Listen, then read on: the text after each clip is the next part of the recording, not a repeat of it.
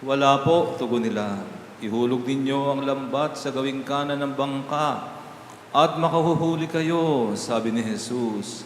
Inihulog nga nila ang lambat at hindi nila ito mahila sa dami ng huli. Sinabi kay Pedro ng alagad na minamahal ni Jesus, ang Panginoon yun. Nang marinig ito ni Simon Pedro, siya nagsuot ng damit sapagkat hubad siya at tumalon sa tubig. Ang kasama niyang mga alagad ay sumapit sa pampang, sakay ng munting bangka. Hila-hila ang lambat na puno ng isda. Hindi sila gaanong kalayuan sa pampang, mga 90 metro lamang. Pag-ahon nila sa pampang ay nakakita sila roon ng mga baga na may isdang nakaihaw at ilang tinapay. Magdala kayo rito ng ilang isdang nahuli ninyo, sabi ni Jesus. Kaya't sumampa sa bangka Simon Pedro at hinila sa pampang ang lambat na puno ng malalaking isda. 153 lahat. Hindi napunit ang lambat kahit gaano karami ang isda. Halika kayo at mag-almusal kayo, sabi ni Jesus. Isa man sa mga alagad ay walang nangahas magtanong sa kanya kung sino siya, sapagkat alam nila na siya ang Panginoon. Lumapit si Jesus, kinuha ang tinapay at ibinigay sa kanila, gayon din ang isda. Ito ang ikatlong pagpapakita ni Jesus sa mga alagad. Pagkatapos siya'y muling mabuhay. Pagkakain nila, tinanong ni Jesus, Simon Pedro, Simon, anak ni Juan, iniibig mo ba ako nang higit kayo sa mga ito? Opo, Panginoon, nalalaman ninyo, iniibig ko kayo, tugon niya. Sinabi sa kanya ni Jesus, pakainin mo ang aking mga batang tupa. Muli siyang tinanong ni Jesus, Simon, anak ni Juan, iniibig mo ba ako? Sumagot si Pedro, Opo, Panginoon, nalalaman ninyo, iniibig ko kayo. Sabi ni Jesus, pangalagaan mo aking mga tupa. Pangatlong ulit na tinanong siya ni Jesus, Simon, anak ni Juan, iniibig mo ba ako? Nalungkot si Pedro sapagkat makatatlong ulit siyang tinanong, iniibig mo ba ako? At sumagot siya, Panginoon, nalalaman po ninyo ang lahat ng bagay. Nalalaman ninyo, iniibig ko kayo.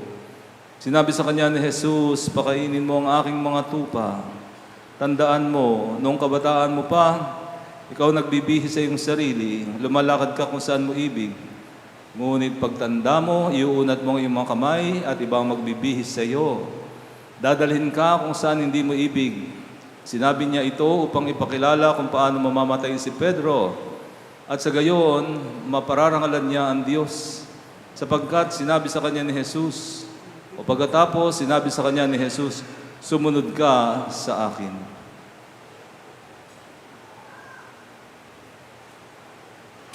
Ang mabuting balita na ating kaligtasan.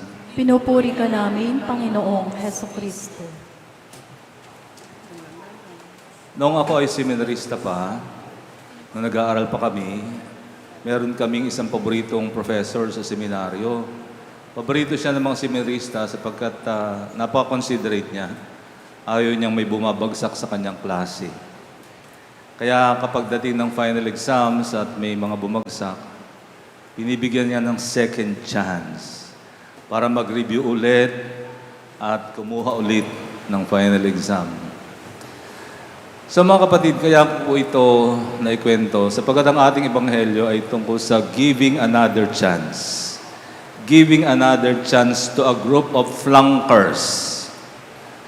Ang mga alagad ni Jesus ay bumagsak sa kanilang pagsusulit. Bumagsak sapagkat nung si Kristo ay nililitis na, sila'y natakot at iniwanan nila ang Panginoon. At nung siya'y namatay, hindi na umaasa ang malagad na bubuhay pa ang Panginoon gaya ng kanyang sinabi.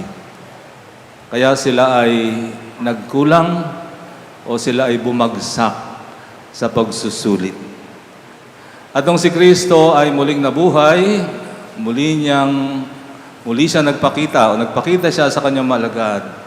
At narito ngayon sa ating ebanghelyo, binibigyan niya ng pangalawang pagkakataon, ng bagong pagkakataon, ang kanyang mga alagad upang bawiin ang kalampagbagsak. At si Pedro nga ay tinanong niya kung paanong 3 ulit na itinatwa ni Pedro ang Panginoon ang nililitis na Si Jesus, nung siya'y makilala ng mga tao, 3 ulit niyang sinabi, hindi ko po siya kilala. At ngayon sa ating Ebanghelyo, binibigyan siya ng Panginoon ng pagkakataon na bawiin ng 3 pagtatwa. 3 ulit din siyang tinanong, Pedro, iniibig mo ba ako?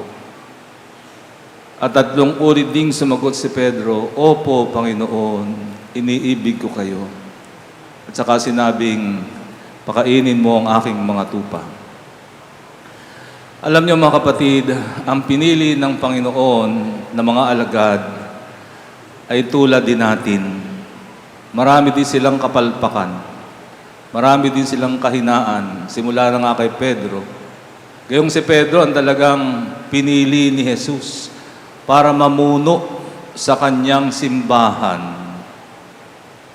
Subalit sa kabila ng kahinaan, mga kapintasan, limitasyon, ay si Pedro pa rin ang pinili at itinilaga ng Panginoon na siyang mamuno ng kanyang itatatag na simbahan. Napapanahon ito sapagkat alam naman natin na yumao ang ating Santo Papa, siyang makahalili ni Pedro, at ngayon ay nagladasal ang simbahan para pumili ng isang bagong magiging Santo Papa na halili kay Pope Francis. Kaya nga tayo ay nagkakaisang nananalangin upang bigyan tayo ng isang Santo Papa na magiging tunay na pastol sa kanyang kawan. So mga kapatid, tayo rin ay binibigyan ng Panginoon, hindi lamang second chance. Ang ating Panginoon ay walang sawang nagbibigay ng palaging bagong chance, bagong pagkakataon. Alam niyo kasi ang nakakatuwa sa ating Panginoon, hindi niya binibilang kung gaano na tayo nagkakasala. Hindi niya ito binibilang. Pag tayo nagkasala at tayo nagbalik loob sa ating Panginoon, binubura niya na yan. Binubura niya na yung kapalpakan natin upang bigyan tayo ng bagong pagkakataon. Kaya tuwing tayo ay nagbabalik loob sa Panginoon at binibigyan niya ng bagong chance, para kay Lord, ito ay bagong simula. Kaya palaging bagong simula. Hindi niya na binibilang pa yung mga nakalipas na. Palaging bagong simula. Sa Panginoon, palagi yung first chance. Habang tayo nabubuhay, palagi tayong, the Lord will always welcome us every time we fail, turn our back to our sins, and return and reconcile with the Lord. The Lord will always be willing to give us another chance. Kaya lamang, we should not abuse the generosity of the Lord. Kasi alam naman natin, ang buhay sa lupa ay may hangganan. At pag tayo'y namatay sa pagkakasala, no more second chance. Pag tayo po namatay na sa pagkakasala, that's it. We will face the judgment of God. No more second chance. Hindi na tayo pwedeng bumalik uli sa lupa para ituwid ang ating pagkakamali. Kaya dito pa lamang sa lupa, sa ating mga pagkakasala, ituwid na natin. Ituwid na natin. So mga kapatid, sa ating Ebanghelyo, tinatanong din tayo ni Lord, do you love me? Do you love me? Paano ba natin? I'm sure it is so easy for many of us to say, yes, Lord, I love you. But let us examine our kind of love for the Lord. No? Anong klaseng pag-ibig ba? Madalas kasi ang pag-ibig natin sa ating Panginoon ay maaring by necessity or by convenience. By necessity kasi, madalas lalapit tayo kay Lord asking for favors. Every time we pray to the Lord, we ask for favors, many blessings. Ang dami nating petisyon. And because of that, no, we love the Lord. O maaari namang by convenience. We love the Lord by convenience kasi our God is a good provider. God provides everything, all our needs. He's a good provider. That's why it is so easy to love the Lord. Love. It could be a love by convenience. No? Kaya nga, suriin natin mga kapatid, kasi alam niyo mga kapatid, ang tunay na pag-ibig na hinihingi ni Jesus kay Pedro ay isang walang kondisyong pag-ibig. Unconditional. Hindi naghahanap ng kapalit. Manapa, isang uri ng pag-ibig na ibibigay ang lahat pati na ang kanyang buhay. Kaya nung tinanong ni Jesus si Pedro, 3 ulit, dinadamdam ng Panginoon, anong klaseng yes ito? Ito ba ay salita lamang? At yung 3 ulit na ng pagsagot ni Pedro, yes Lord, alam po ninyo, iniibig ko kayo. At yun, ramdam na ni Jesus, ng klaseng pag-ibig na ito, isang pag-ibig na handang ibigay maging ang kanyang buhay.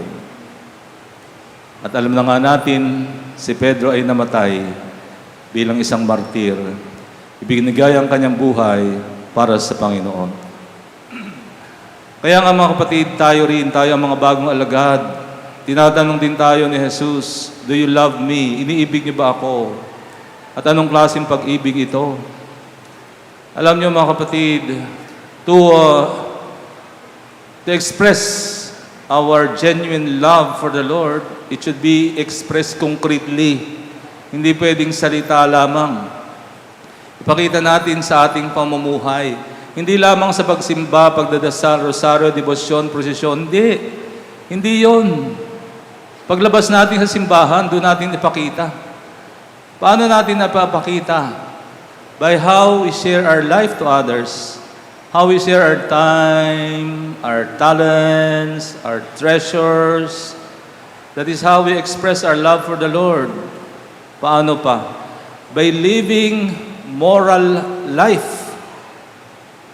By making a decision that is a decision for the Lord. No? Kinakailangan bilang mga Kristiyano, let us think like Christ. And let us decide like Christ. Let be our options be the option of the Lord. I'm telling this to you dahil ilang araw na lamang, eleksyon na naman. Pipili na naman tayo ng mga taong mamumuno sa ating bayan, sa ating bansa. Subalit, yan ang problema nating mga Filipino. Pagdating sa pagboto, hindi na tayo Kristiyano. Lalo pa sa mga ipinagbibili ang kalang boto. No? Lalo pa sa bumoboto dahil sa personal na interes. Kung tayo ay tunay na Kristiyano, bumoto ka bilang Kristiyano. No? Hindi mo iniisip ang iyong sarili. Kinakalimutan mo ang iyong sarili. Ang iniisip mo ay ang kapakanan, ikabubuti ng ating bansa, ng ating bayan. Hindi ang sarili mo. Hindi mo binoboto dahil kababayan mo, kaklase mo, kaibigan mo, kamag-anak mo, kapamilya mo. No. Kahit wala kang kaugnayan sa Kanya, kung alam mong Siya ang matino, tapat, may integridad, Siya yung iboboto mo. Hindi dahil sa malapit sa iyo, kundi Siya ang kailangan ng bansa. At dahil dito mga kapatid, kinakailangan bilang mga Kristiyano, pinag-aaralan natin, kinikilala natin. Sabi nila, may nagsasabi, the voice of the people is the voice of God. Magiging totoo lamang yan, unang-una, kapag kinikilala natin ang ating iboboto. Isang mga botanteng may alam. At pangalawa, kapag pinagdadasalan natin, bago tayo pumili, bago natin isulat ang mga pangalan sa balota, tinatanong natin si Lord, Lord, ito po ba ang tao na pinipili mo para sa amin? Sapagkat alam nyo, more than anyone else, si Jesus, ang Diyos, ang nakakakilala sa atin. Kaya dapat lamang na isangguni natin sa Kanya in prayer, Lord, sino po ba ang mga taong nais mong aming iboto? Kaya nawa mga kapatid, tumugon din tayo sa Panginoon. Opo, Panginoon, iniibig ko kayo at handa akong pakainin ang inyong mga tupa.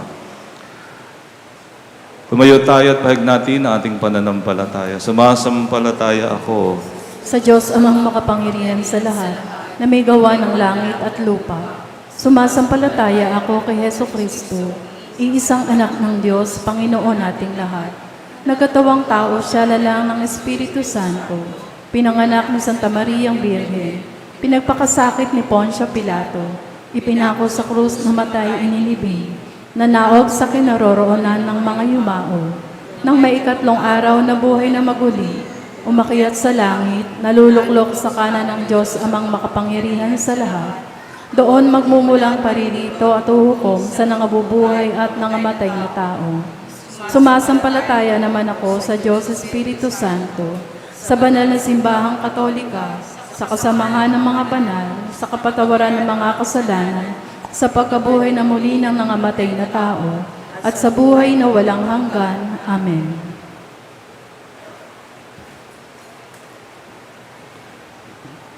Ama, kasihan mo kami ng iyong grasya upang tulad ni Apostol San Pedro, magiting naming mapahayag ang kamatayan at muling pagkabuhay ni Jesucristo ang anak mo. Buong galak tayong manalangin, Panginoon, dinggin mo ang iyong bayan. Panginoon, dinggin mo ang iyong bayan.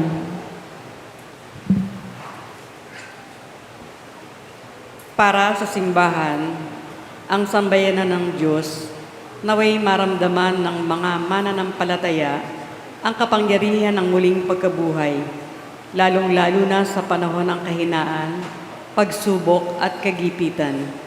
Manalangin tayo. Panginoon, dinggin mo ang iyong bayan.